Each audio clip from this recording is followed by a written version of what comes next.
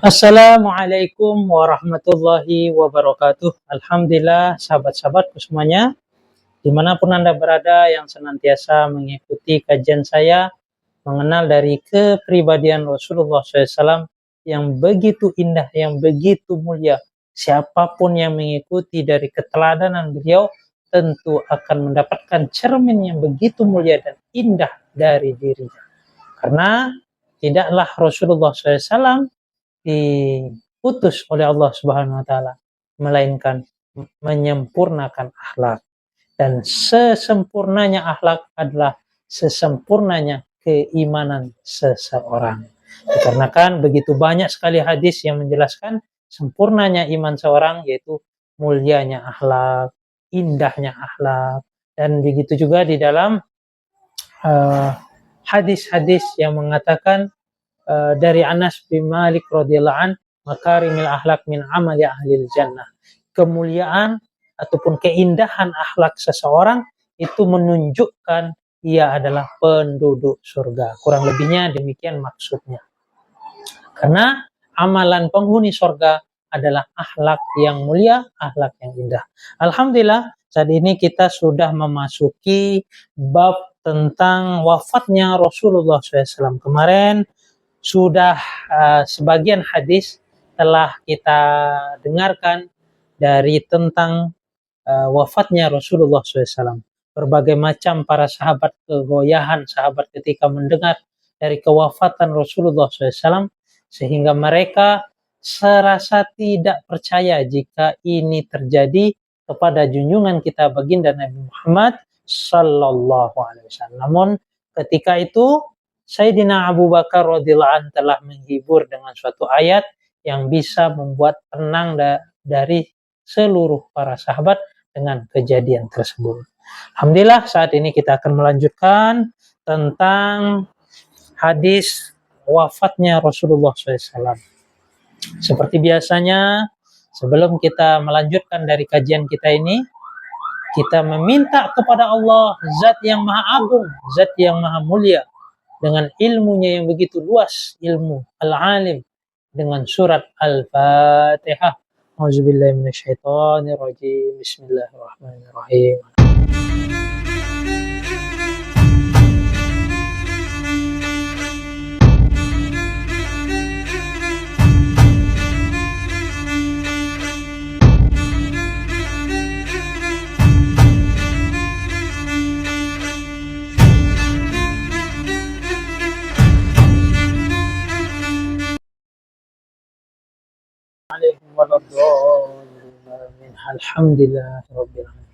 Alhamdulillah, sahabat-sahabat semuanya, saat ini kita akan melanjutkan dari hadis kelanjutan tentang wafatnya Rasulullah SAW. Masih dari Ummul Mukminin Aisyah radhiyallahu an, beliau berkata, kemarin juga banyak riwayat menceritakan tentang wafat Rasulullah dari ibunda kita Aisyah radhiyallahu anha. Ini pun dari ibunda kita Aisyah radhiyallahu anha, ia berkata, Anna Abu Bakrin qabbala Nabi sallallahu alaihi wasallam ba'da ma mata. Sesungguhnya Abu Bakar radhiyallahu an, yaitu ayahnya ibunda kita Aisyah radhiyallahu an, mencium atau mengkecup Nabi sallallahu alaihi wasallam setelah beliau wafat. Hadis ini dikeluarkan dari Imam Tirmizi dalam bab jenazah. Bahwasanya Abu Bakar radhiyallahu an mengecup dari keningnya Rasulullah SAW ketika beliau wafat. Tentunya di sini sunnati wa sunnati khulafai, sunnahnya khulafa, yaitu sunnah yang dilakukan oleh Sayyidina Abu Bakar radhiyallahu anhu. Alangkah baiknya kita mengecup juga kening orang tua kita ataupun orang-orang soleh, tentunya ketika mereka telah meninggalkan dunia, untuk meniru dari akhlaknya Sayyidina Abu Bakar radhiyallahu an dalam mengecup keningnya Rasulullah sallallahu alaihi wasallam ketika wafat. Diriwayatkan oleh Muhammad bin Bashar Isyashi Al-Anbari, Suwah bin Abdullah, dan sebagainya. Mereka menerima dari Yahya bin Sa'id, dari Sufyan Ats-Tsauri, dari Musa bin Abu Aisyah, dari Ubaidillah bin Abdullah yang bersumber dari Ibnu Abbas dan Aisyah radhiyallahu anha. Masih dari Ummul Mukminin Aisyah radhiyallahu anha, ia berkata, Anna Abu Bakrin dakhala 'ala Nabi sallallahu alaihi wasallam ba'da wafatihi fa wada'a qammahu baina 'ainaihi wa wada'a badaihi wa wada'a yadayhi ala sa'idaihi wa qala wa nabiyya wa safiyya wa khalilah. Sesungguhnya Abu Bakar radhiyallahu an masuk ke rumah Nabi sallallahu alaihi wasallam setelah beliau wafat. Maka ia telah menempelkan mulutnya, yaitu Sayyidina Abu Bakar radhiyallahu an telah menempelkan mulutnya untuk mengecup di antara kedua mata beliau. Jadi di antara kedua mata, ya kening kurang lebihnya. Dan ia letakkan kedua tangannya di atas kedua lengan Rasulullah SAW. Jadi diletakkan tangan Rasulullah di tangan beliau. Tentunya teman-teman tahu bagaimana Bilal itu memegang tangan, meletakkan ini dan mengecup dari keningnya Rasulullah SAW yang telah wafat. Dan Abu Bakar radhiyallahu anhu pun berkata, wahai Nabi, wahai kawanku yang tulus, wahai kekasihku, wahai kekasih. Di sini betul-betul Sayyidina Abu Bakar mengutarakan perasaan beliau yang begitu cinta, begitu mengagungkan dan begitu takzim kepada Rasulullah SAW. Karena di mana ada Rasulullah SAW dalam perjuangan, dalam kesulitan, di situ pun ada Sayyidina Abu Bakar radhiyallahu anhu di dalam mengikuti ataupun menemani Rasulullah SAW setiap langkah-langkahnya. Begitu juga yang tidak asing kita dengarkan bahwasanya Sayyidina Abu Bakar radhiyallahu anhu pernah juga menemani dari Rasulullah SAW ketika hijrah ke Madinah. Ketika itu dikejar oleh orang-orang Quraisy yang tentunya pada waktu itu Sayyidina Ali karramallahu wajhah yang menggantikan posisi tidurnya Rasulullah SAW.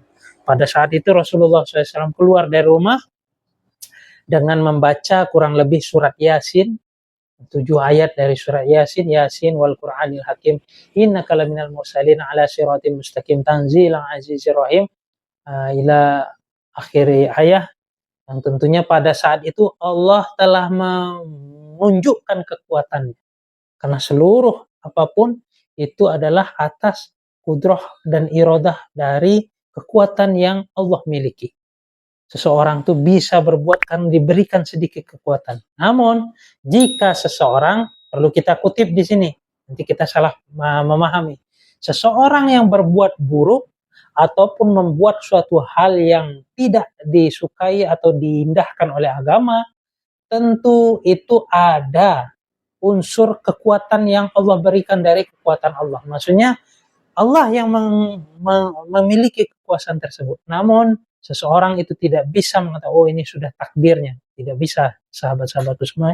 Karena manusia beda dengan yang lainnya. Manusia memiliki akal yang Allah Subhanahu wa taala berikan tentunya untuk berpikir mana yang buruk, mana yang baik. Tentu dia sudah bisa membedakan, dan fitrahnya manusia itu sendiri, yaitu dia ini adalah makhluk yang tahu dengan mana yang tidak baik dan mana yang tidak buruk. Sedari kecil dia sudah memiliki di dalam hatinya mana yang baik, mana yang buruk. Sehingga hal tersebut tidak bisa dia hanya menisbatkan, oh ini udah takdir Allah, nggak bisa. Karena seluruhnya itu sudah Allah berikan dia akal untuk berpikir dan aturan-aturan yang Allah Subhanahu wa taala berikan untuk diindahkan untuk keselamatan dia di dunia dan di akhirat. Kurang lebihnya demikian. Maka ketika itu Rasulullah SAW, maaf teman-teman, kita agak panjang menceritakan tentang tadi hal keburukan. Karena ada seseorang yang menyatakan bahwasanya suatu guru itu dia oh udah ini kan sudah takdir Allah, nggak bisa dia mengatakan demikian.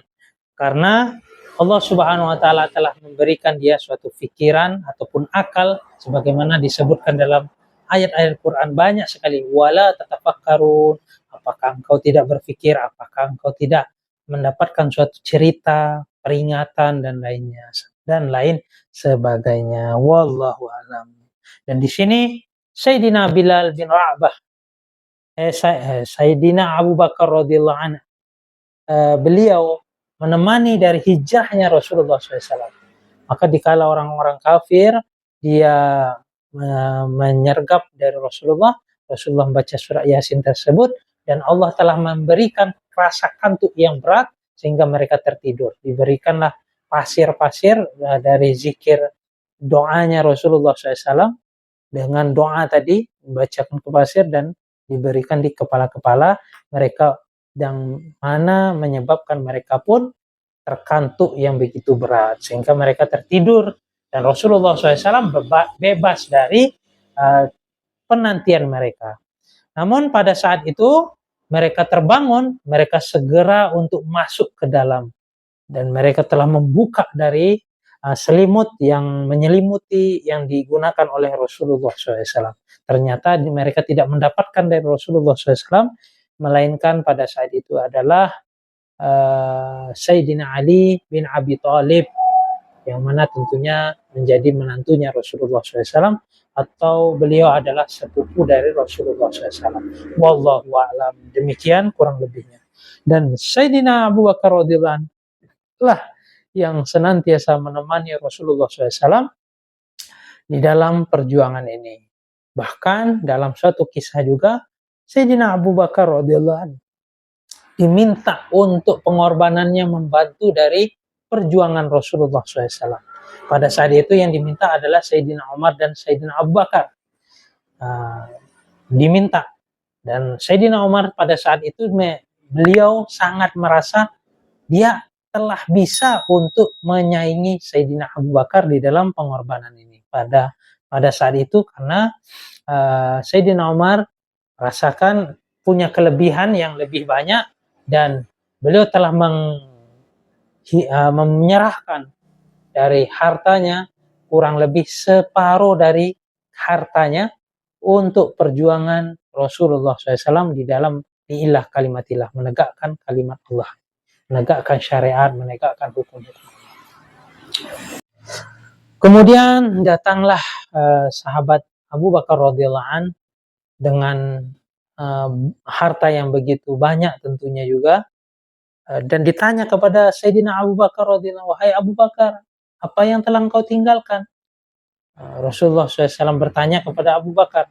Pada saat itu Sayyidina Umar juga sudah datang terlebih dahulu dan ditanya oleh Rasulullah SAW, beliau menjawab, separuh dari hartaku telah kukorbankan ya Rasulullah, separuh lagi kutinggalkan untuk keluargaku.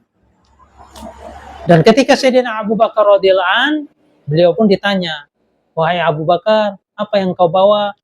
Bagaimana apa saja yang kau bawa? Maka Sayyidina Abu Bakar radhiyallahu anhu mengatakan, ya Rasulullah, aku telah membawa seluruh hartaku dan kutinggalkan kepada anak dan keluargaku adalah Allah dan Rasulnya. Masya Allah.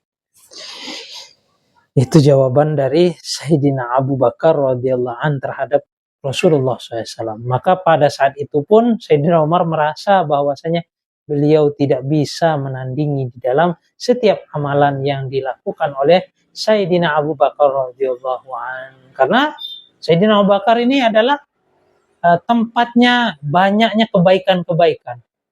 Sehingga banyak sekali riwayat menceritakan jika Abu Bakar ditanya di masjid siapa yang telah sedekah dan lainnya, maka pada saat itu Sayyidina Abu Bakarlah yang sudah banyak menunaikan seluruh amalan-amalan yang dipertanyakan oleh Rasulullah Shallallahu Alaihi Wasallam.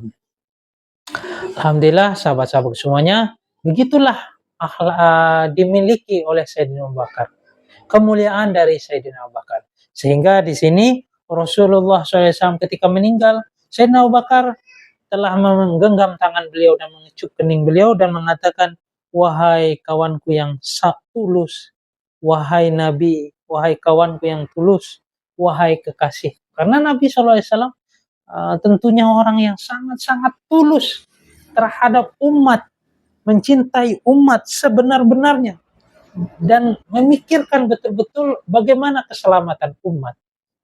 Sehingga akhir hayat beliau pun mengatakan, dalam suatu riwayat mengatakan, Rasulullah menyebut ummati dan as-sholah. Pentingkan suatu hal yang disebutkan oleh Rasulullah SAW, yaitu mementingkan dari tanggung jawab terhadap umat ini untuk kenal kepada Allah dan ilmu syariat dan lain sebagainya, dengan cara rahmatan lil alamin yang dibawa oleh Rasulullah SAW, yang dikenalkan kepada para sahabat, yang diaplikasikan ke seluruh dunia dengan akhlak-akhlak mereka yang begitu mulia dan begitu indah, yang bisa menebarkan cahaya-cahaya iman dan cahaya Islam. Wallahu alam. Dan Sayyidina Abu Bakar sangat terpukul pada saat itu pun, beliau karena memiliki kedalaman memahami dari setiap apapun yang disampaikan oleh Rasulullah SAW, tentu dia sangat cinta kepada Rasulullah dan mengutarakan dari perasaan hati beliau, wahai Nabi, wahai kawanku yang tulus, wahai kekasih. Begitu kurang lebihnya. Diriwayatkan oleh Nasir bin Ali Al-Jadlami dari Marhun bin Abdul Aziz Al-Attar dari Abu Imran Al-Jauni dari Yazid bin Babanus yang bersumber dari Aisyah radhiyallahu anha. Anas radhiyallahu anhu bercerita, lamma kana yaumul ladzi dakhala fihi Rasulullah sallallahu alaihi wasallam al-Madinah adaa minha kullu syai', wa lamma kana yaumul ladzi mata fihi atlama minha kullu syai', wama nafadna aydina minat turab wa ana lafi dafnihi hatta ankarna qulubana. Pada hari Rasulullah SAW telah memasuki kota Madinah, ketika Rasulullah SAW mendatangi dari kota Madinah, maka bercahaya-cahayalah segala sesuatu yang ada di Madinah. Maksudnya menjadi suatu keindahan, terang benderang di dalam segala apapun yang berada di Madinah. Karena menjadi indah, tampak dari suatu hal yang indah dari nur kalamullah dan nur sabda Rasulullah SAW. Tentunya dari kedatangan Rasulullah SAW. Dan betul-betul hari itu sangat-sangat memberikan suatu hal yang sangat banyak manfaat kepada orang Madinah. Namun dikala beliau wafat, yaitu Rasulullah SAW wafat, muramlah rasanya segala sesuatu yang ada di Madinah. Maksudnya karena perasaan sahabat-sahabat begitu cinta kepada Rasulullah, banyak mendapatkan suatu kebaikan dari Rasulullah SAW, maka ketika Rasulullah wafat pun beliau sangat-sangat terpukul dan merasa suatu hal apapun di Madinah itu muram. Jadi kesedihan yang begitu mendalam terhadap para sahabat. Betul-betul sahabat itu kehilangan betul terhadap Rasulullah SAW karena Rasulullah meninggal. Kami tidak melepas dari tangan-tangan kami dari tanah. Maksudnya begitu mereka betul-betul dalam kesedihan. Dan sungguh kami telah menguburkannya, rasanya hati kami tidak mempercayai akan adanya hal kejadian tersebut. Itu telah berpisahnya kepada Rasulullah SAW dan Rasulullah SAW telah mereka kubur. Wallahu a'lam. Alhamdulillah, sahabat-sahabatku semuanya, hari ini mungkin sampai di sini saja pertemuan kita. Kurang lebihnya saya mohon maaf jika ada kekurangannya. Namun ini adalah suatu yang diteladani oleh para sahabat yang mereka dapat dari keindahan akhlak Rasulullah SAW selama mereka senantiasa bersama Rasulullah. Dan orang yang senantiasa bersama Rasulullah sering sekali menemani di dalam perjuangan Rasulullah ataupun dimanapun beliau berada, tentunya sering kita jumpakan di situ adanya Sayyidina Abu Bakar radhiyallahu anhu. Maka dikala itu Sayyidina Abu Bakar radhiyallahu anhu pun akan diceritakan di hadis berikutnya ketika Rasulullah SAW betul-betul sudah tidak mampu di dalam menahan sakitnya, dan apa yang diperintahkan Rasulullah insya Allah akan ada di hadis berikutnya. Dan jangan lupa kalian ikuti senantiasa kajian saya ini. Alhamdulillah sahabat-sahabat semuanya, jika kalian merasa video ini bermanfaat, jangan lupa kalian bagikan, share sebanyak-banyaknya, akan like untuk mendukung dari video saya ini, dan subscribe untuk mendapatkan notifikasi dari video-video saya berikutnya. Kurang lebihnya saya undur diri, wabillahi taufiq wal hidayah. Assalamualaikum warahmatullahi wabarakatuh.